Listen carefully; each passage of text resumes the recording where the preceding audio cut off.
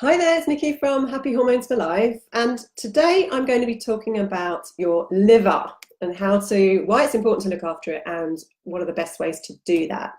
So, when we think about liver, we think about detoxifying, and sometimes we can get lured into these sort of crazy detox plans and cleanses and things like that. We don't actually need to do that. I mean, it's nice to do that once in a while if you feel like you need it, but actually your liver is there to do that on its own. The problem is we don't necessarily look after our livers as best we can. So everything you eat and drink gets into your bloodstream and eventually passes through the liver. And it's an amazing organ.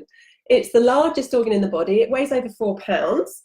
And if you lose up to 3/4 of it, it regenerates into a whole new liver. So it's quite an amazing thing. It does have a lot to do, over 500 jobs at the last count, right? So we need to be looking after it. That doesn't just mean, watching your alcohol intake. Of course, that's important, but your liver is also really important for your hormones. And it deals with all the chemicals that we're exposed to. So, that perfume that you're spraying on, the potential chlorine in your tap water, the pills you're taking, and the pesticides on your fruit and veg. So your liver is working really, really hard. And over the last few decades, it's had to deal with thousands of new chemicals in the air you breathe, in the food we eat, the products we're using, and the water we're drinking. So, and of course, it's got to clear up that nightly glass of wine or two. So when your liver's struggling to cope, toxins and waste can get backed up, a bit like a Hoover bag full of dust, right? And they can get recirculated back into the bloodstream. So that's really, really important to be able to give your liver what it needs to do its job. So what about the link with hormones? Right, well, one important role of the liver is to get rid of excess estrogen. Really important to do that, as too much estrogen can cause symptoms like PMS, heavy periods, breast tenderness, bloating, weight gain, headaches, that kind of thing, right? So you might also have a buildup of more dangerous metabolites of estrogen, the ones that can lead to an increased risk of breast and ovarian cancer and other chronic diseases. So your liver helps to clear that estrogen, really important. Your liver also helps with your thyroid hormones, because it's where a lot of your hormones get converted from T4 into T3, the active thyroid hormone. So if your liver's struggling a bit, your thyroid can slow down, and that can slow down your metabolism, make you store more fat, and it can certainly crash your energy levels, as well as a whole host of other symptoms down to low thyroid. And equally, a sluggish thyroid doesn't help your liver function either, so you go onto this vicious cycle. The third reason it affects your hormones is blood sugar. Your liver plays a vital role in blood sugar balance. So if your diet is too carb heavy, or if you've got a lot of stress going on, your liver can struggle to regulate your blood sugar, and that can cause fatigue, sugar cravings, fat storage, especially around the belly, mood swings, and brain fog, amongst other stuff. So that's how liver function affects your hormones. It's really important that we look after our liver. So how do we do it? Well, I've got my top 10 tips for you to love your liver. Number 1, drink more water, and in brackets, less alcohol. But true, it's like, you don't need to tell you this one. It's a bit of a no-brainer. But as you get older, your liver's less able to cope with alcohol, and hydration is even more important. Number 2, eat more broccoli and other cruciferous vegetables. That's cauliflower, kale, cabbage, Brussels sprouts, rockets, watercress. There's a whole list of cruciferous vegetables. And they are loaded with something called indole-3 carbinol, which helps to detoxify that extra estrogen. So we want to be looking at around 2 portions a day. Now, if you can't manage that because you don't like those sorts of vegetables, then you need to be on a supplement called DIM, D-I-M, because that does a similar thing. Number 3, ditch the sugar, refined carbs, and processed foods. Now, that's a no-brainer too, isn't it? But these things can stress out your liver. Too much sugar and those industrial vegetable fats help to raise insulin, cortisol, and estrogen. So not good news for that. Number 4, eat enough protein.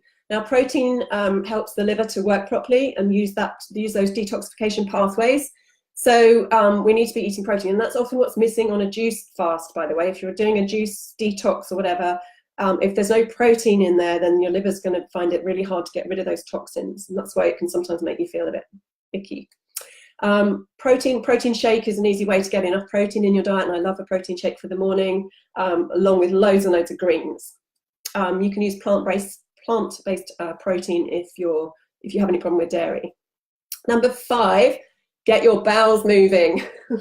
If you're constipated, that toxic waste is going to build up, and guess what? Your estrogen is going to get recycled. So eat plenty of fiber, supplement with magnesium citrate. It's really good to get the bowels moving, and drink plenty of water and exercise. Those are the things that are going to help get your bowels moving.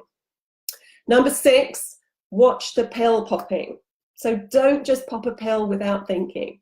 Your liver has to detox any kind of medication, including paracetamol, ibuprofen, birth control pills, HRT, indigestion tablets, right? So just be careful how you take those things, and know that there sometimes are consequences. So don't take them unless you absolutely need them. Number 7 is reduce stress. Stress obviously has an impact on everything in the body, on how it works. So try and make time for your food. So don't just bolt down your lunch. Try mindful eating. Try slowing down. Try just eating one mouthful at a time. I know that's difficult. I find that hard too. Now, balancing your cortisol by that daily relaxation. So mindfulness, deep breathing, a long warm bath, listening to music, reading, gardening, cooking, whatever your thing is, try and get something in daily that will help you do that. Number 8, switch your personal and household products to natural organic ones. What you put on your skin goes straight into your bloodstream. What you smell and inhale gets in there even quicker. So we want to be avoiding those nasty endocrine disrupting chemicals.